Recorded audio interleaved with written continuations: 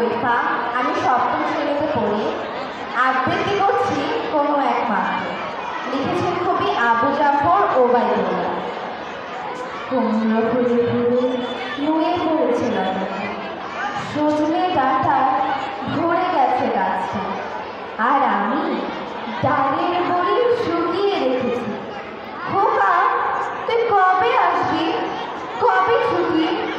চিঠিটা তার পকেটে ছিল, ছেঁড়া আর রক্তে ভেজা। মাগো, ওরা বলে সবার কথা কেড়ে নেবে, তোমার কোলে শুয়ে গল্প শুনতে দেবে না। বলো মা, তাই কি হয়? তাই তো আমার দেরি হচ্ছে। তোমার জন্যে কথা ছিঁড়িয়ে তবেই না বাড়ি ফিরব। লক্ষ্মী মা, রাগ করো না, মাকে তো আর কথা বা পরেই আয়। তুমি করে রাগ করতে পারি?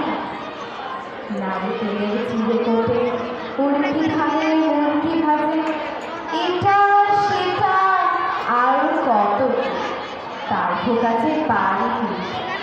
ক্লান্ত কুমড়ো ফুল